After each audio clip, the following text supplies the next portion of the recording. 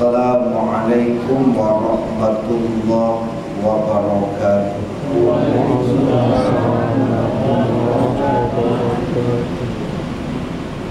Hamdan wa syukran lillah, salatan wa salaman ala rasulillah.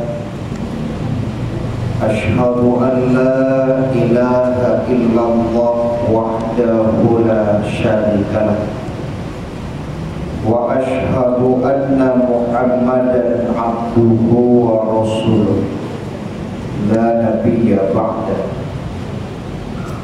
Allahumma salli wa sallim ala nabiyyina Muhammad wa ala alihi wa ashabihi ajma'in wa man tabi'ahum bi ihsanin ila yaumiddin. Qala Allah ta'ala fil Qur'anil Karim, a'udzu billahi minasy syaithanir rajim. Bismillahirrahmanirrahim.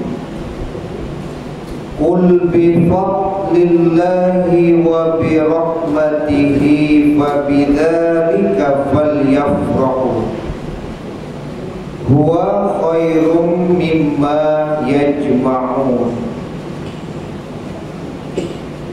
Katakanlah Muhammad, dengan karunia Allah dan rahmatnya, hendaknya dengan itu mereka bergembira. Itu lebih baik daripada apa yang mereka kumpulkan. Surat Yunus surat ke-10 ayat 58. Pengurus beserta Bapak Ibu jamaah maghrib yang dirahmati Allah, tim uswah yang sama-sama kita hormati. Alhamdulillah, puji syukur kehadiran Allah Subhanahu wa ta'ala atas limpahan taufik dan hidayah Allah. Kita baru saja mendirikan sholat maghrib berjamaah. Kemudian salawat dan salam kepada Nabi kita Muhammad sallallahu alaihi wasallam, keluarga beliau, sahabat beliau, pengikut-pengikut beliau yang mengikuti beliau dengan ihsan sampai hari kemudian.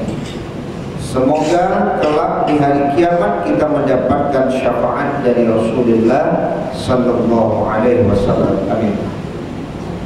Bapak Ibu jamaah dirahmati Allah, pada pembahasan kita sebelumnya, salah satunya berdasarkan kitab Bulughul Maram, kita bahas ibadah-ibadah mulai dari sholat, puasa, kemudian ada sedekah. Dan malam hari ini yang akan kita bahas adalah jaminan Allah berkaitan dengan kebahagiaan yang ada di dalam ibadah-ibadah yang kita lakukan itu. Jadi ada jaminan kebahagiaan, ya, atau kegembiraan dalam ibadah-ibadah yang kita lakukan, ya. Itu yang akan kita bahas pada pertemuan malam hari ini. Semoga ini mampu memotivasi kita di dalam beribadah. Karena salah satu yang kita minta dalam doa kita itu memang kebahagiaan. Rabbana atina fid dunya hasanah wa fil akhirati hasanah wa qina adzabannar. Ya, bahagia di dunia, bahagia di akhirat, dan dijauhkan dari azab neraka. Yang pertama kita baca dalam hadis Nabi, ya, ini berkaitan dengan sholat. Kalau sholat ini sehari yang wajib itu kan 5 kali, ya, yang wajib 5 waktu, ya, zuhur, asar, maghrib, Isya dan subuh. Ada tambahan-tambahan ya, seperti sholat-sholat sunnah. Apakah sholat sunnah mengiring sholat wajib atau yang tidak mengiringi sholat wajib, seperti sholat sunnah duha, ya, tahajud, witir dan lain sebagainya gitu. Maka dalam hadis Nabi yang diriwayatkan Imam Ahmad, ya, apa kata Nabi? Wa ju'ilat qurratu aini fis shalah, dan dijadikan kebahagiaan hatiku. Jadi kalau qurratu ayun itu kan kesejukan pandangan ya, kebahagiaan yang memang sampai ke dalam hati ya. Dan dijadikan kebahagiaan hatiku itu terletak di dalam sholat. Jadi ternyata Bapak Ibu ya, ada jaminan di dalam sholat yang kita dirikan, namanya qurratu aini, kebahagiaan yang memang sampai ke dalam hati. Itu namanya kebahagiaan hakiki ya. Dia ada kebahagiaan majasi, ada kebahagiaan hakiki. Sama dia makan bu, aduh kalau makan kok, kalau dikecek kanyang lain kanyang pak tidak kue kan. Ada yang tidak hilang rasa ya. Kok dikecek kanyang kanyangnya pak, tapi tidak ada rasa gitu. Tapi ada yang makan tuh bu, di samping kanyang yang kue bu. Beda. Jadi bahagia begitu juga. Ada bahagia itu pak, ini bahagia nih, tapi tidak sampai ke dalam hati. Tapi ada kebahagiaan itu yang memang terasa sampai ke hati. Nah, itu yang disebut dengan qurratu aini. Dan ternyata di dalam sholat yang kita lakukan itu ada namanya qurratu aini. Di ibu terasa qurratu aini itu. Ya Pak, terasa ya Pak ya. Oleh Nabi terasa. Dengan sebab terasa oleh Nabi, maka Nabi mengatakan dijadikan dalam sholatku itu ada apa? Qurratu ain. Berarti terasa ya. Selama pun ibu rasul habis sholat apa? Lesan ya? Hah? Lain bahagia. Tidak tergambarkan, sulit untuk menggambarkan. Nabi bisa menggambarkan. Karena oleh Nabi itu betul-betul terasa. Makanya ada kalimat yang disampaikan Nabi, dijadikan dalam sholatku itu qurratu. Tapi kalau tidak terasa, ada menjadi kurang. Tidak terasa, apa menjadi terasa? Ya, apa menjadi terasa? Tidak terasa. Ya. Nah, jadi Bapak Ibu jamaah dirahmati Allah Subhanahu Wa Taala, bukan mengatakan sholat kita sia-sia, tidak. Ya. Yang penting bagi kita Bapak Ibu, bagaimana menjalankan kewajiban itu dengan baik. Makanya pembahasan kita dari awal bagaimana sholat sebagaimana Rasulullah sholat, kan begitu. Semoga dengan sholat-sholat yang kita dirikan mengikuti contoh dari Rasulullah, maka qurratu aini itu akan kita peroleh. Cuman mungkin selama ini Bapak Ibu tidak peduli dengan itu gitu. Cuman kalau dikejar tidak sana, mustahil sana. Jadi bahagia. Ya, itu yang qurratu aini. Ya, betul. Nah, Bapak Ibu jangan batal. Jadi tidak sebatas melepas kewajiban. Saya dulu pernah cerita kepada Bapak Ibu kisah di teroris itu. Saya senang saja menceritakan beliau, inspiratif karena masa beliau itu kan masa Bapak Ibu lah ya, tahun 70-an beliau kan rocker ya, kan ada rocker itu ya. Pokoknya tiap hari Jumat kecil beliau taruh baik ke puncak, minum dan narkoba tiap Jumat ya. Itu di puncak tuh mainnya tuh. Tapi setelah konser di Surabaya 95 itu beliau ke puncak, katanya kan sambil megang botol minuman keras. Minumnya gimana tuh? dilihat ada orang berbondong-bondong karena di puncak terlihat orang yang ada di bawah. Itu kalau saya baca apa ya, perkataan beliau yang banyak ditulis di sosial media.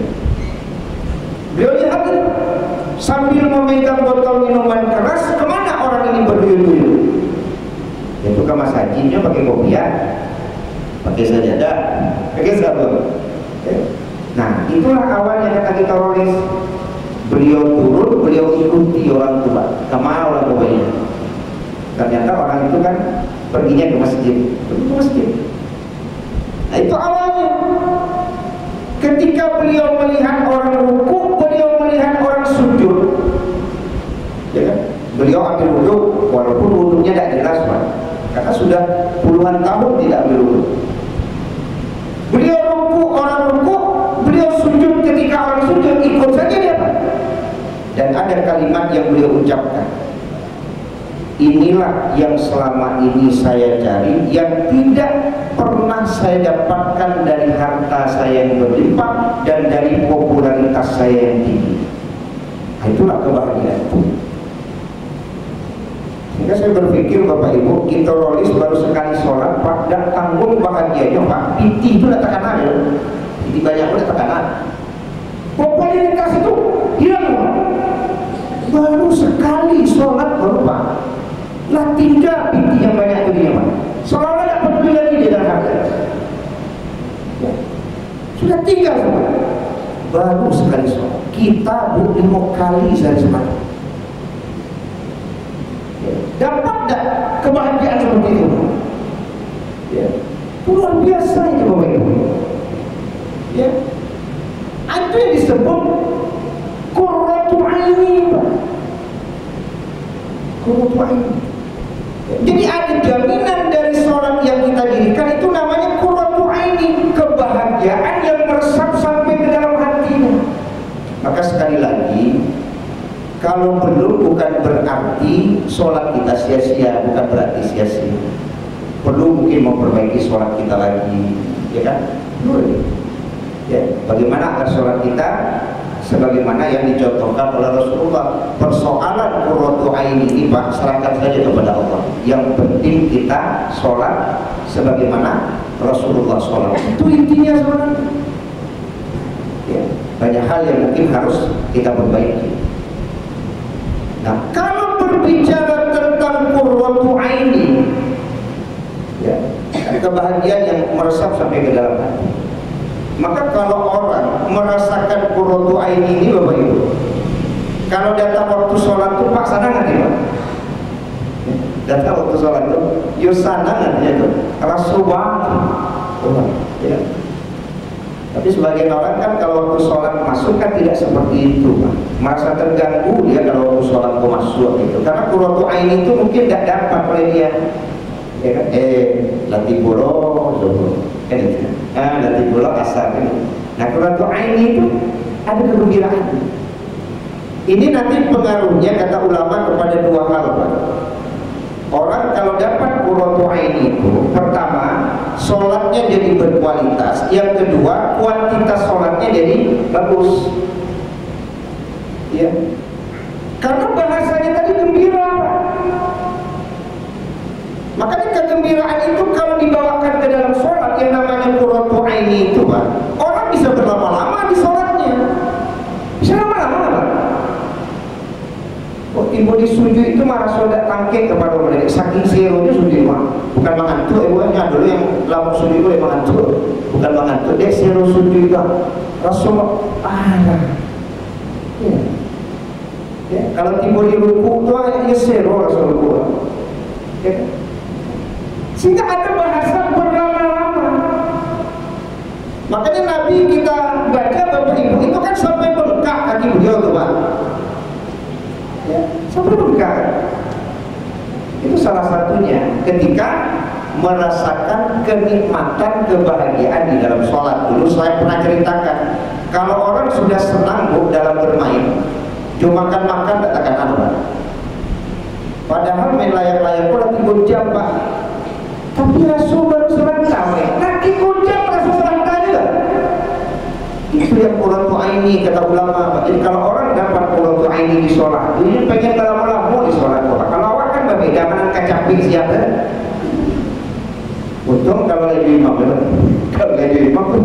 bisa kencang-kencang. Cuman banyak lo nama gerutu, tapi imam agak panjang seketik, tanya lah, apa kali itu? Oh imam boleh batu, tukar suara panjang baca sudah. Baru surat Al-A'la dibaca, panjang ini. Itu anak pendek ibu, Al-Ikhlas bina ataina. Itu satu, pengaruhnya ke situ. Jadi kan kita mau introspeksi diri ya, dari ibadah-ibadah yang kita bahas tadi. Yang kedua, nanti pengaruhnya itu terhadap apa? Terhadap kuantitas. Jadi yang pertama pengaruhnya terhadap kualitas, yang kedua pengaruhnya terhadap kuantitas. Karena ada kebahagiaan ketika dia mengerjakan sholat, wajar Pak. Boleh jadi banyak sekali sholat yang didirikannya. Kalau di awal kan pas-pas banan, ya 5 waktu. Itu pun kalau ada sholat sunnah, ada kerajaan kalau tidak. Tapi ada orang yang bapak ibu karena dapat qurratu aini itu Pak, ya dapat kebahagiaan di sholat itu, maka peluang-peluang sholat itu selalu dilakukannya. Tiba di duha, ya. Tiba di sebelum lalu witir. Tiba habis ambil wudhu, sholat sunnah syukur wudhu, karena ada kebahagiaan. Jadi kalau tadi dari sisi kualitas, yang kedua dari sisi kuantitas Pak. Ada kebahagiaan. Jadi kalau orang sudah bahagia tuh, ya sama dengan anak tadi, kalau bahagia pulang sekolah yang kerja kan main tadi itu. Karena itu dapat oleh dia kebahagiaan itu. Jadi kalau orang dapat qurratu aini di sholat, maka memang peluang-peluang sholat itu tidak ditinggalkannya Pak. Itu yang qurratu aini tadi. Ya, kalau tiba di duha bisa 8 rakaat, tiba di tahajud bisa sabalik witir, gitu ya. Jadi ada kualitas, ada kuantitas. Itu pengaruh dari apa tadi? Qurratu aini. Jadi kalau orang bergembira atau berbahagia itu pengaruhnya ke situ dia berarti. Ya. Nah, ini kan introspeksi pada diri kita masing-masing, apakah qurratu aini itu kita dapatkan atau belum. Nah, nanti bisa dicek masing-masing bagaimana perjalanan sholat kita sampai hari ini itu seperti apa Pak. Apakah semangat kita untuk sholat itu memang ada, ditambah sholat-sholat sunnah, padahal kan pembahasan sholat sunnah sudah kita bahas kan. Ya kan, tergerak tak hati kita untuk sholat sunnah, ya kan, karena pembahasan sudah kan? Ya. Baik, itu poin yang pertama dulu ya. Kemudian yang kedua, kita juga membahas tentang sedekah. Ya, kan ada pembahasan di kitab Bulughul Maram itu sedekah, salah satunya adalah sedekah tatawwu, sedekah sunnah gitu. Ya. Kalau sedekah wajib seperti zakat gitu. Nah, ada enggak jaminan kebahagiaan dalam sedekah yang kita berikan itu? Kalau kita mengeluarkan sebagian rezeki kita, ada enggak jaminan kebahagiaan di situ? Nanti Bapak Ibu buka surat Al-Ma'arij ayat 19 sampai 23. Ini dalil yang menerangkan bahwa di dalam sedekah, di dalam mengeluarkan harta itu ada kebahagiaan. Saya bacakan ya, ayat 19, 20, 21, 22. Innal insana khuliqa halu'an idza massahu syarru jazu'an wa idza massahu khairu manu'an illa musallin. Sesungguhnya manusia diciptakan dengan sifat keluh kesah lagi kikir. Apabila ditimpa kesusahan, ia berkeluh kesah. Apabila mendapat kebaikan atau harta, ia amat kikir. Jadi amat kikir atau tidak mau mengeluarkan sebagian rezeki yang Allah berikan kepada kita, itu membuat hidup penuh dengan keluh kesah. Makanya kalau Bapak Ibu rajin bersedekah, akan terasa nanti kata ulama Pak, kebahagiaan itu dengan sebab memberi. Tapi kalau ditahan, harta harta itu yang seharusnya dikeluarkan, itulah salah satu penyebab kebahagiaan itu tidak didapatkan. Karena bahagia itu bukan pada menumpuk, tapi bahagia itu pada memberi. Itu dari surat Al-Ma'arij ya, ayat 19 sampai 23 gitu. Tapi di ayat yang kita maksud itu adalah ayat yang ke-21, bahwa dengan memberi kegembiraan itu akan kita dapat. Ya, makanya Bapak Ibu jangan pelit. Jangan-jangan pelit itulah yang membuat Bapak tidak bahagia, tidak gembira. Ya, ternyata pelit itulah penyebabnya. Ya, berarti ada jaminan kegembiraan di balik sodokoh yang kita keluarkan. Kan banyak cara tuh. Jadi dia lalu masuk, ya kan? Ada fakir miskin, beri. Ya, ada anak yatim, bantu. Dungsanak mengadu, tolong. Ternyata, ya, jangan-jangan Bapak Ibu, kebahagiaan kita hari ini di rumah tangga kita salah satunya dengan sebab ibu mungkin suka memberi selama lain tidak pilih, maka kebahagiaan didapatkan. Karena kebahagiaan itu bukan pada hartanya, Pak, bukan. Ya. Kalau kebahagiaan itu pada harta, orang miskin tidak bisa bahagia. Tapi kebahagiaan itu ada pada memberi. Makanya waktu kita membahas sodokoh pada kajian kita sebelumnya, sodokoh itu kan tidak perlu banyak. Ibu bapak punya uang 50 rupiah, dimasukkan ke celengan yang jalan di hadapan bapak ibu, walaupun 50 rupiah, namanya tetap sodokoh. Apa sodokoh itu harus 5.000? Apakah sodokoh harus 10.000? Enggak. Jadi orang miskin sekalipun yang tidak punya uang banyak, Pak, sodokoh bisa. Karena 50 rupiah itu juga bernilai sodokoh. Bahkan ada hadis yang pernah kita baca, Pak, di kitab Bulughul Maram. Ada orang yang punya uang, penjelasan dari para ulama, anggaplah dia punya uang 1.000, Pak, sehingga dia sodokoh 100.000. Itu justru lebih hebat daripada orang yang punya duit mungkin 1 juta berinfak 100.000. Karena kan nilai tadi itu 1.000, yang keluar 100.000. Inyo supaya ini, kalau orang kaya pikirlah berinfak ya, pikirlah banyak, jadi berinfak kok ringan saja nih. Sehingga berinfak 100.000, 10.000 itu gampang, Pak. Tapi bagi orang yang memang kehidupannya sulit, Pak, berinfak 1.000 saja kan susah. Maka nilai 1.000 ini, kalau kita bahas dulu waktu kajian sodokoh di kitab Bulughul Maram, itu lebih besar keutamaan itu daripada orang kaya berinfak. Orang kaya berinfak, ya di kalau pada 100.000, anukan usaha ini tidak. Tapi bagi orang yang sulit hidup, 1.000 saja susah. Nah ini salah satu contoh. Maka dengan sodokoh ada jaminan kebahagiaan di dalam. Mudah-mudahan bagi Bapak Ibu yang memang sedang sulit hidup, tidak membuat kita berhenti untuk bersodokoh. Yang dinilai Allah sodokoh bukan masalah berapa yang Bapak Ibu sodokohkan, tapi mau bersodokoh. Ya. Itu berarti di sodokoh ada jaminan kebahagiaan. Baik, yang ketiga.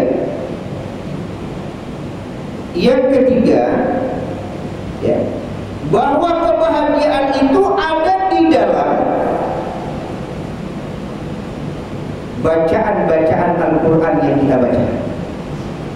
Ya, bacaan Al-Quran. Dan Al-Quran itu, ya, ketika kita membacanya itu adalah ibadah. Satu huruf saja itu 10 kebaikannya.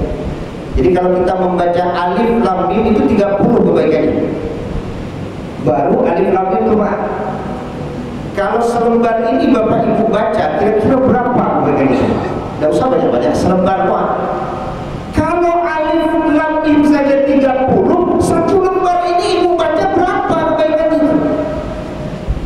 Tidak terbayang, Pak. Apa tidak termotivasi itu membaca Al-Quran, Pak? Ya, Bu. Enggak, Instagram taruhnya baca itu lagi. Namun 2 jam bisa gabung, tidak berarti scroll atas, scroll bawah, scroll atas, scroll bawah. Ampun kadang scroll atas, scroll bawah. Al-Quran saja, alif lam mim lah 30 tuh. Apalagi ibu-ibu yang biasa baca Quran tiap pagi itu sampai lembar, 5 lembar.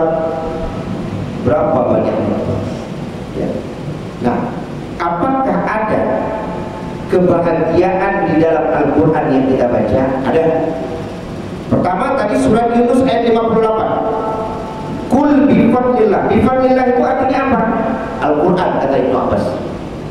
Kemudian ada dalam hadis Nabi, in aradtu aisas su'ada fadrasul Quran. Jika ingin hidupmu bahagia, pelajarilah Al-Quran. Berarti ada jaminan Pak, bahwa dengan belajar Al-Quran Allah akan menjadikan hidup kita bahagia. Ya. Ini interaksi dengan Al-Quran kita sangat sedikit Pak. Lemah, lemah sekali. Saya juga pernah jelaskan kepada Bapak Ibu ketika saya menghadiri takziah Pak. Selesai takziah ada seorang anak yang kemudian baru tahu, karena bapaknya setiap tamat membaca Al-Quran, ini membaca dulu Pak, belum tentu membaca Al-Quran, itu selalu ditulis oleh ayahnya. Tamat tanggal sekian, bulan sekian, tahun. Nah, di mana? Nah, di mananya itu ada yang di luar negeri Pak, tapi saya lupa. Ada yang di Singapura, ada yang di Malaysia, ada di Australia. Artinya tamatnya di Australia. Sebelum tamat di Australia berarti beliau kan tidak berhenti baca Quran tuh Pak, tidak berhenti beliau. Cuma mungkin pas tugas di Australia beberapa hari, tamat di Australia, beliau tulis. Sudah banyak Pak. Ya, ada bagusnya Bapak Ibu nanti baca Quran itu Pak. Ya, ini untuk mengkoreksi diri. Tulis Pak. Kapan mulai, kapan tamat?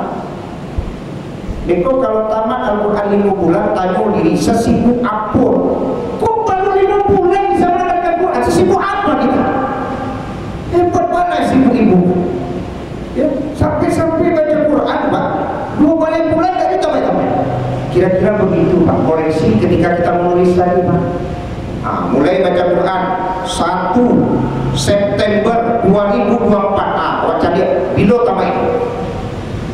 Ya, seolah-olah ibu mau koreksi kita, sesibuk apa kita Pak dengan dunia kita ini, sampai-sampai untuk mengkhatamkan Quran sekali saja Pak dalam 2 kali bulan lalu juga. Sementara ada puasa luar. Nah itu dia Pak. Coba bayangkan Pak, bagaimana Al-Quran akan memberikan syafaat kepada kita nanti di hari kiamat. Membaca Quran saja malas. Saya ikuti itu, sama gue kan tulisan. Kadang sampai bulan lalu tamai Pak rasul-rasul. Aku mana sibuk aja di kampus baca Quran sampai bulan lalu selesai. Ada lanjutan gitu. Kok belum juga tamat gitu? Sehingga akhirnya dimotivasi Mas. Wah, tidak bisa diubah. Sehingga nanti bisa sekali 2 bulan tamat, alhamdulillah. Ada perubahan gitu. Enggak namun. Ya. Maka yakinlah Bapak Ibu, ada kebahagiaan di situ. Nah, kalau tadarus tadi kan mempelajari Pak. Paling tidak tentu tingkatan membaca dulu kan. Mudah-mudahan setelah itu kan mempelajari. Mudah-mudahan apa yang kita lakukan hari ini kan bagian dari tadarus kan. Tadarus itu kan mempelajari, yang mempelajari. Ya, mudah-mudahan kalau belum mempelajari, membacanya dulu Pak. Ya.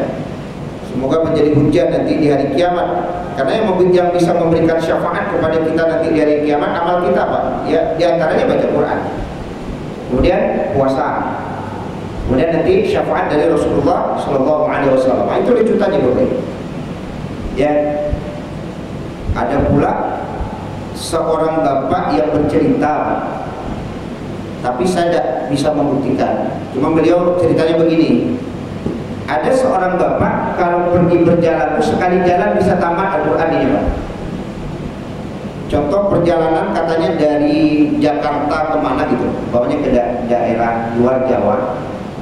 Ya, dimanfaatkannya betul-betul Pak. Naik pesawat baca Quran, naik mobil baca Quran. Pokoknya dalam perjalanan itu Ustaz, beliau tuh kadang bisa khatam Quran dari.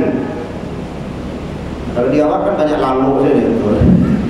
Ya karena tidak semua orang mampu baca Quran di kendaraan. Memang iya kalau orang tidak biasa itu panjang abang. Tapi di beliau tidaklah biasa.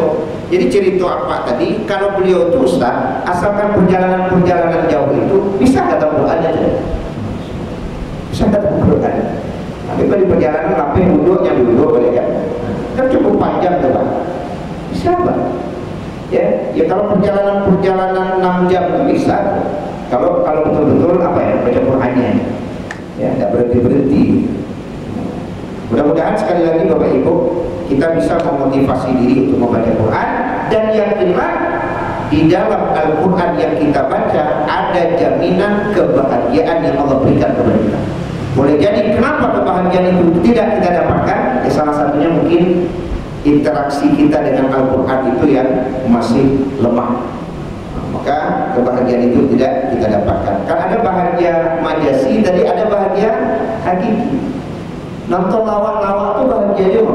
Yang lawak-lawak itu sampai galak-galak, kakak-kakak kan bahagia tuh. Tapi itu bahagianya bahagia majasi, Pak, sampai ke hati. Malah sehabis nonton itu Pak risau bilang kalau baca Quran itu ada namanya kebahagiaan hakiki yang memang terasa sampai ke dalam hati. Kita dipermainkan hari ini Pak, digoda.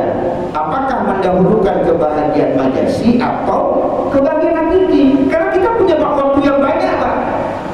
Contohlah kita punya waktu anggaplah 2 jam. Itu kan godaannya berat tuh Pak. Ya kan?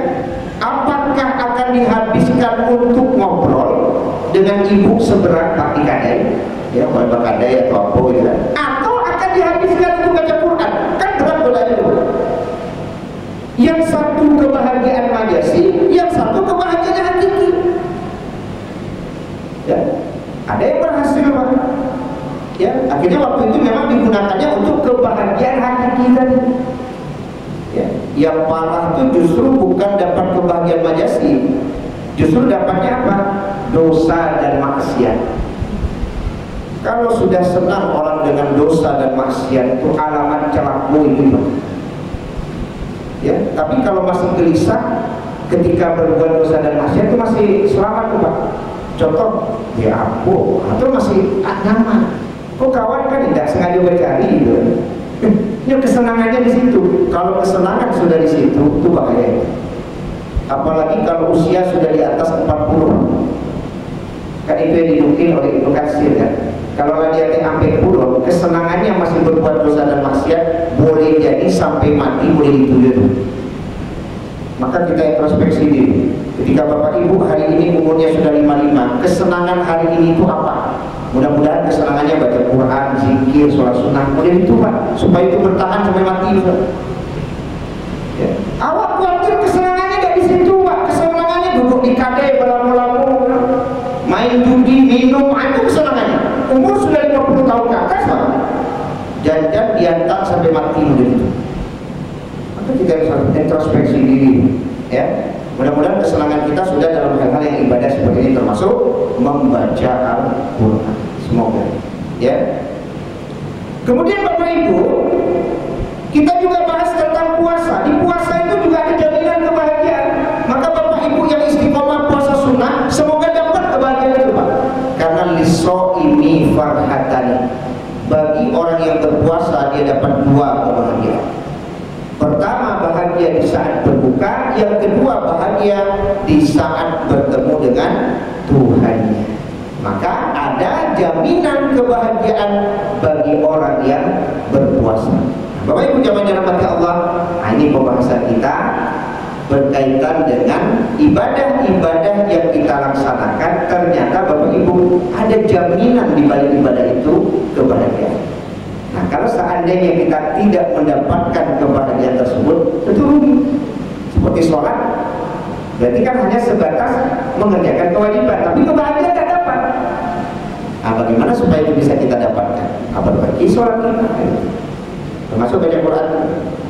Baik, saya buka diskusi dan tanya jawab 1 atau 2 sebelum waktu Isya masuk, berkaitan dengan jaminan Allah, ya, bahwa di balik ibadah yang kita lakukan ada kebahagiaan. Harusnya Bapak Ibu, orang-orang yang taat itu pasti bahagia. Orang-orang yang ibadahnya baik pasti bahagia. Berarti kalau belum mendapatkan kebahagiaan, boleh jadi salah satunya pengaruh dari ibadah kita yang belum baik. Maka kebahagiaan itu belum kita dapatkan. Ya. Silakan kalau ada pertanyaan Bapak Ibu, boleh kita cukupkan. Ya, semoga ini mampu sekali lagi Bapak Ibu memotivasi kita tidak sebatas membahas berkaitan dengan sholat, tentang puasa, tentang sedekah, tapi memotivasi kan, untuk mampu mengamalkan apa yang sudah kita pelajari selama ini berkaitan dengan sholat, sholat sunnah, puasa, sedekah, baca Quran dan lain sebagainya. Yang berat itu adalah mengamalkannya. Itu yang berat. Ya, semoga Allah memberikan kemampuan dan kemudahan bagi kita untuk mampu mengamalkan apa yang sudah kita pelajari. Demikian Bapak Ibu kajian kita malam hari ini berkaitan dengan jaminan Allah di dalam ibadah-ibadah yang kita lakukan ada kebahagiaan. Semoga kita mendapatkan kebahagiaan tersebut, bahagia di dunia dan juga bahagia nanti di akhirat. Subhanakallah wa bihamdika asyhadu an la ilaha illa anta astaghfiruka wa atubu ilaik. Wassalamu alaikum warahmatullahi wabarakatuh.